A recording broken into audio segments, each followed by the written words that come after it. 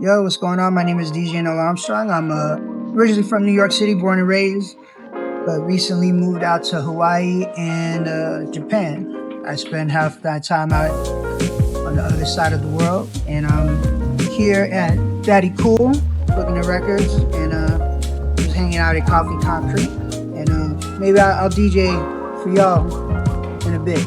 So I hope I don't look it, but I'm actually 51. You do not look like you're 51. I appreciate that. And so I had the privilege of growing up in New York during the golden era, or what is generally known as the golden era of hip hop.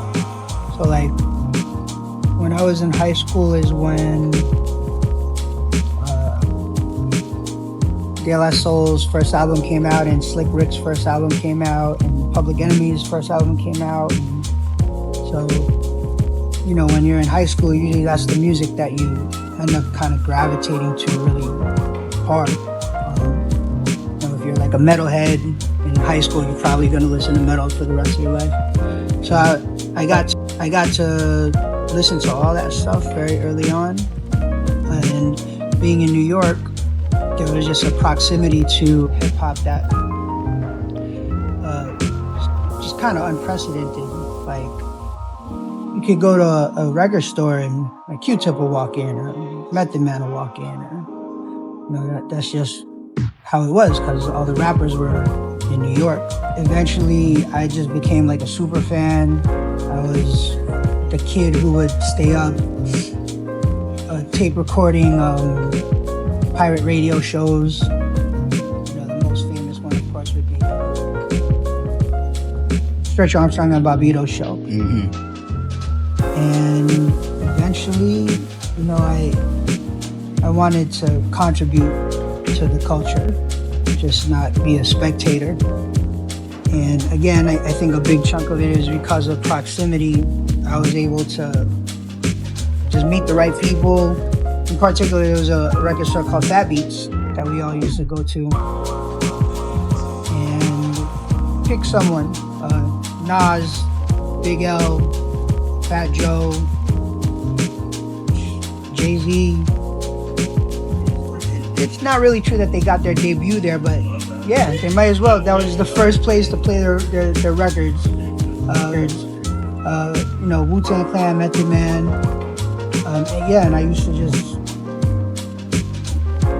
absorb all that music, and I became known as a guy like, oh, Neil got the tape from last night, go ask him for it.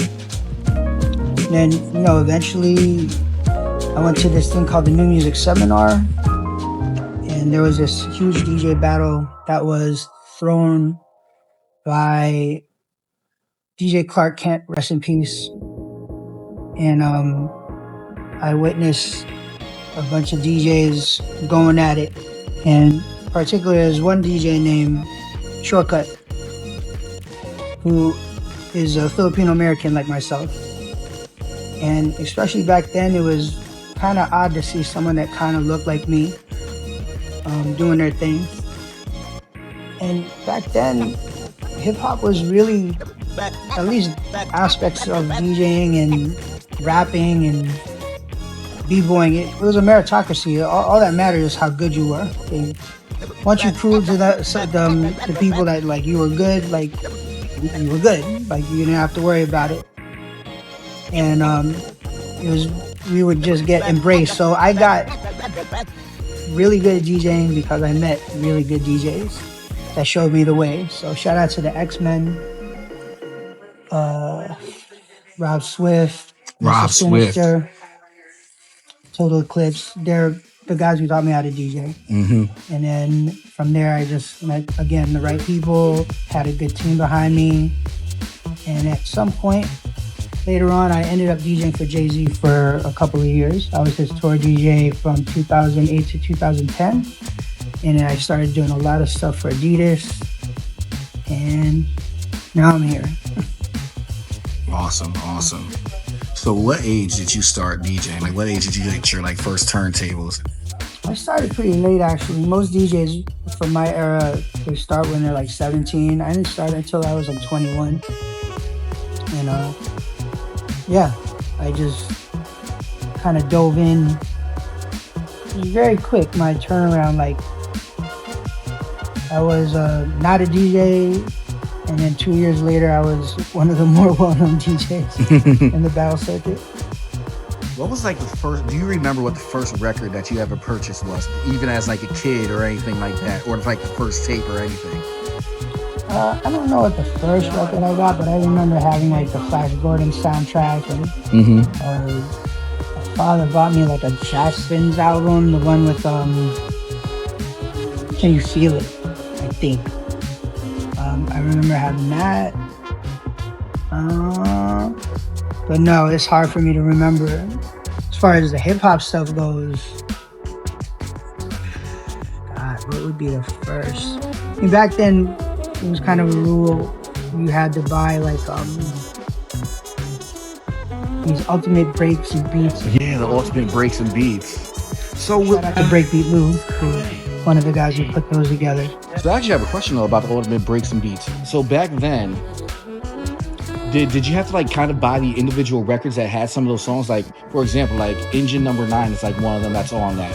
What else? Some of the Fatback Band is on like, ultimate breaks and beats. Did you have to buy those individual albums from the artists back then in order to have them, or was there like a record that incorporated all of those songs on there? Oh no, those ultimate breaks and beats had all the songs on there. That was the point of getting them.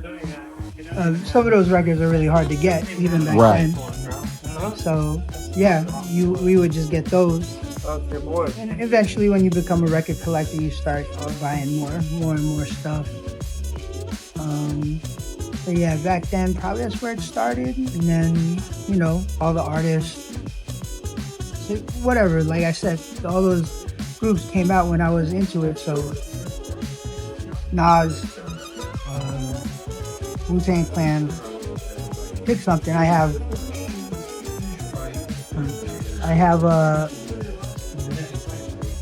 well, here's a all record. those first pressing stuff, but I destroyed them because I was a turntable. Oh yeah. So all my records are kind of trash, unfortunately. Here's a question though, because this is a record I want so badly, but it's almost impossible to find. Reasonable Doubt. Since you did work with Jay-Z, do you happen to have a copy of Reasonable, like a real version of Reasonable Doubt on vinyl? Yeah, I have a copy of it signed by Jay. That's amazing. But I wasn't a huge Jay-Z fan. I'm from Queens, so. Yeah, you know what I mean? We was Nas fans. But yeah, of course, yeah. I got that, and I already had like his first single, which was, dang it. Was it Can't Knock the Hustle or? I Can't Get With That. I forgot was on the B side. Anyway, when I showed it to Jay, I was like, "Hey, like, you remember this?" And he was like, "Yeah. He used to sell these out of the trunk of my car." So yeah, I do have that, thankfully. So I guess here's a question. What is like the record? I guess like the record shop scene like out there in Japan. That's amazing. Like, I've never been to Japan. I always want to go to Japan. Yeah, you should. Yeah, it's great. They love music out there, and they're very good at taking care of music and like they care about quality. So they don't like stuff when it's destroyed. They care about like the cover, they care if there's a sticker on it. They're extremely good at collecting. So over there it's great. And you could, I know I could replace my whole 12-inch record collection in Japan for like $3 a record if I wanted. That's insanity. That's so. I'm like that makes you wonder. Like, why are they so expensive out here in America though, but so much cheaper in Japan? Because they have them out there. Yeah. They like I said, they're a bunch of collectors, so they have multiple copies, and even the people who don't really take care of their records still take care of their records. Like over here, they would write on them, right? I would graffiti on my records and stick stickers all over them and write my name on them. they don't do that over there. So their stuff is pristine mint compared to us. So I guess like talking about Japan, what does the DJ scene kind of like out there in Japan, especially when it comes down to vinyl DJing? Like, are there like a lot of like vinyl record shops? Is there like a lot of vinyl? Well, not vinyl record shops, but like vinyl record bars. What about like the clubs out there? Is like there are a lot of clubs that do vinyl. Well, all the vinyl record bars that you hear about now, they all came from Japan. So like a lot of them like in Brooklyn, like on Metropolitan Ave, like a lot of that whole idea came from like Japan. Yes. Wow. 100%. If they say they didn't, they're lying. It's all from Japan. Wow. Yeah. Hey, what up, buddy? Well, so far, I guess, like, since you DJed, like, many different places around the world, where was your favorite place to DJ? I don't know. I guess New York still? I don't know. That's a hard question. Now, what style of DJing, like, I guess in New York, like club style, like, you like the best, or like more low-key chill bar type style, or? Anywhere where I can actually play songs I like. So like what I did there. Right. If I don't have to play one pop song, I am very happy. Right. So you're not at the point where it's like, hey, like back when I'm like, first starting out DJing, I'm like trying to run around DJ everywhere I can, they'll make money and stuff like that though. So for you right now, you're just more at the stage where it's like, hey, you're just doing it. You want to DJ where you want to actually play what it is that you want to do and pretty much play the style that you want to play. That's a good question. Mm-hmm. No, I mean, that's what I end up getting. Oh, that's good. Of course. If someone was like, I'll give you $10,000 to play a freaking Taylor Swift song, I'm no fool. Absolutely, I will do that. But that doesn't happen, so yeah. I don't have to worry about that. But yeah, fortunately, a lot of the gigs I get to do is just what I want to play. So that's really fortunate to be able to do that. So do you collect more 45s or more 12 inches? These days I collect a lot of 45s because they're a lot easier to carry. Yeah. I just need to look at more 45s. I don't even own any 45s. And it's a kind of a bad thing to get into. They're expensive and...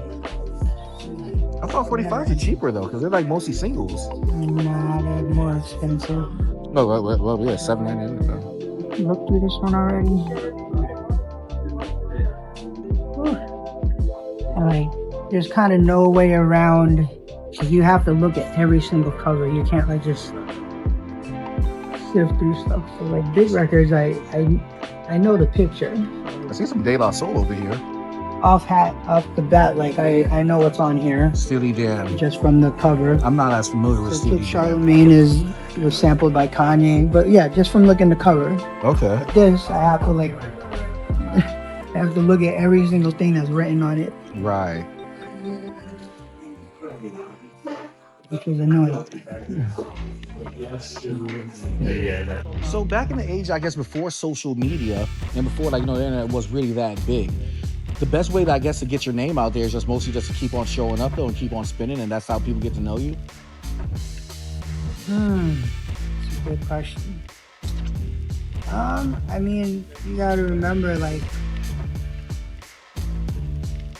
DJing wasn't nearly as accessible as it is today. Right. To DJ, like a little kid could DJ. Back then, you needed equipment, you needed the records, you had to buy these things. So there was just a natural kind of gate that you had to cross over. So if you already had these things, it was a lot easier to just get out there. And there wasn't a lot of DJs out there. So. Really? Well, I feel like I've heard now. Right. Well, it's like just a DJ. I guess it's because I feel like there's so many legendary DJs though that came up during that whole time period. Like back when hip hop was like first coming out and stuff like that. Like the X-Men, like you mentioned, though. Grandmaster Flash, though. Freaking. Why can't I think of his name right now, though? Kid Capri and Funkmaster Flex and stuff like that. So it's like, maybe it's because I think like there's so many legends that there are like so many of them though around. But I guess not, because you really did have to actually buy all that equipment. Techniques weren't cheap. And those guys, we're talking about a period though of It was like 30 years ago. So of course, over 30 years, yes, it's grew and grown. But before there was like Busy B, Grandmaster Flash, Perk, Jazzy J. There's probably like 40 people in New York anyway.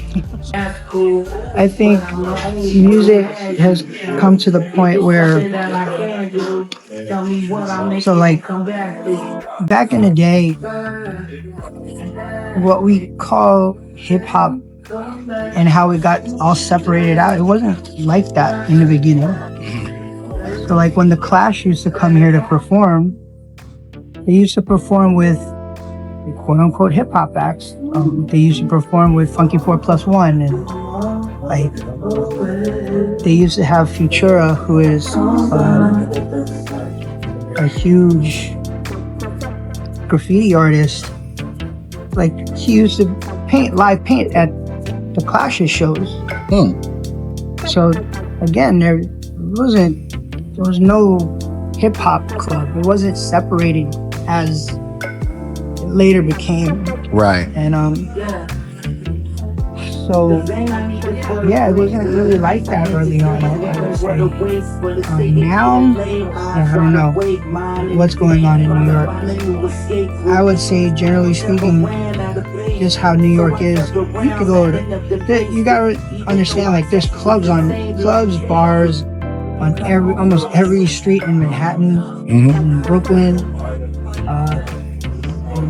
At any moment, people play hip hop or people play whatever. Like a little more, at least on the hip hop side, could be a little bit of everything. If you are going to an EDM club, yes, then you know all that's being played that night is going to be EDM. But right. Hip hop, I don't know. It's all part of open format. You know, hip hop is pop music now. So. Pretty much, yeah. So what is your opinion on the current state of DJing though? Because yeah, earlier you did mention like, hey, anybody can be a DJ. Like literally, like that's correct. Like literally, like see like people like Paris Hilton DJing, Shaq. But then again, Shaq apparently was a DJ before he started playing basketball. I think that's what he said once. Oh, nah. I mean, he was a hip hop head. He had a song out. Yeah. He did one with the Fushnikins. I don't know if you remember that. Current state of hip hop, of DJing. It's hard to get an opinion from an old head because chances are we generally complain about it. Oh, that's good though.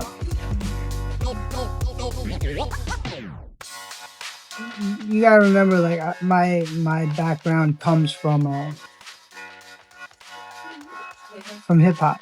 So I have a very specific relationship to DJing and what it means to be a DJ. Not everyone's like that. Some like EDM DJs are different. If you're playing rock music, it's different. And if you're playing house music, it's different. In my opinion, on the hip hop side, anyway. I don't know if DJing is in such a great place just because back in the day there were a lot more just natural gates that you had to cross before you could actually go out there and make money and have a name and do stuff. Now there's nothing. All you need is a freaking phone. You know, if you happen to be like a really pretty girl or a good looking guy and you're good to look at, put yourself dancing behind turntables and you'll probably get more views than real DJs do. And that's a very unfortunate thing, but whether or not I like it, that's the facts.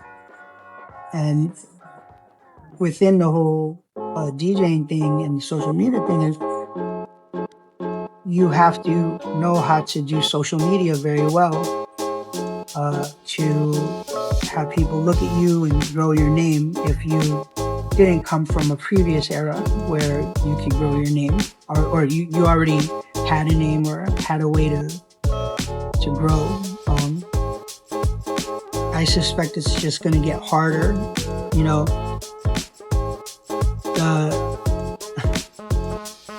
Y'all remember when like Outkast did Coachella and people didn't know who they were? Like that's Outkast. Everyone should know who they were, and they still didn't know who they were. So imagine if you're just some local DJ in New York and you're trying to expect people to know who the hell you are. That's probably not the reality, you know, and it absolutely helps if you know how to navigate social media.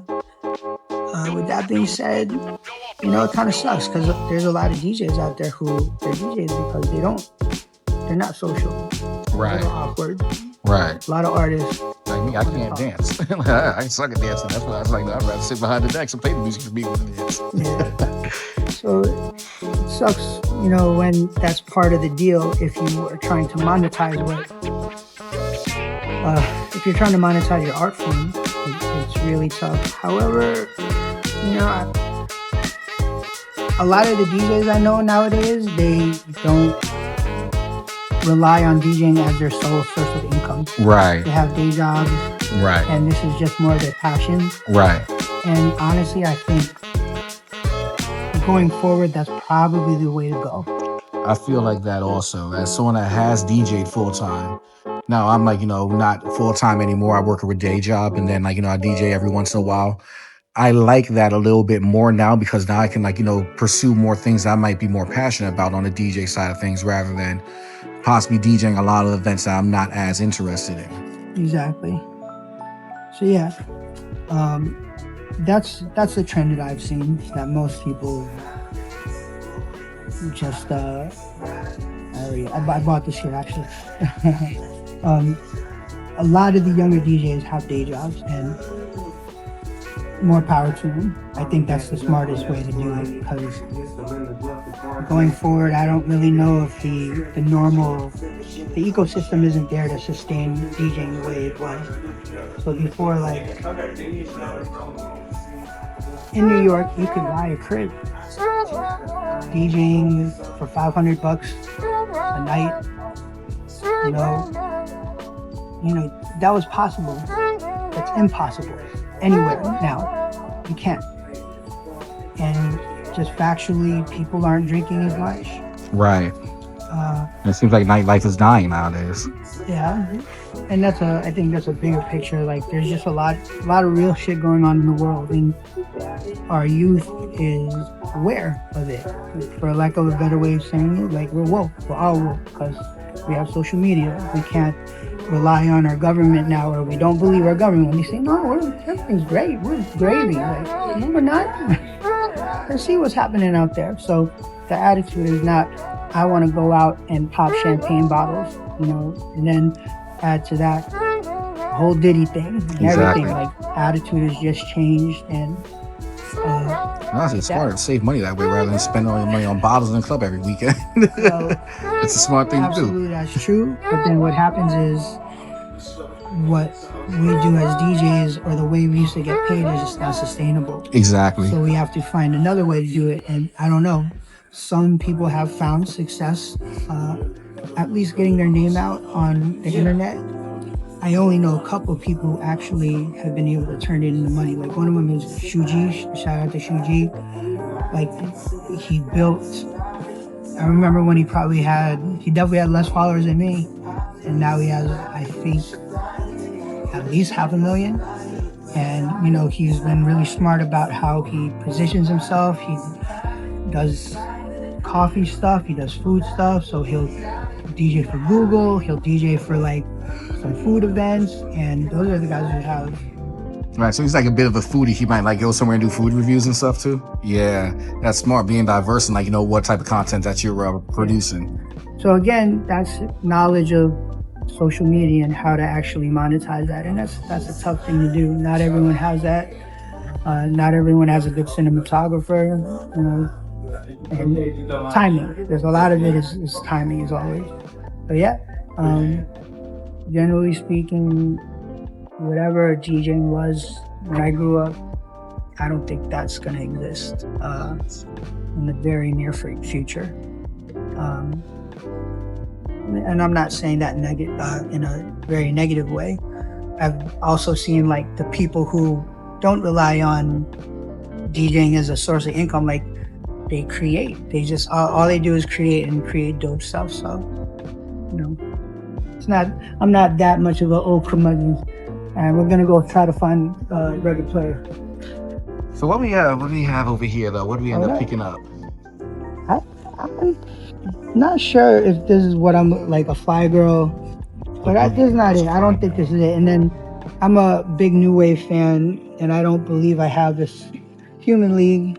Oh, okay, Human League. Don't tell me a song. Don't tell me a song. I'm thinking right now off the top of my head, the Human League. They didn't do Iran. Yeah, Don't You Love Me? Yes, that's what it is. That's what it is. We can put it back here and spend a couple. Wait, you know what? It's all good. I'm gonna freaking look it up.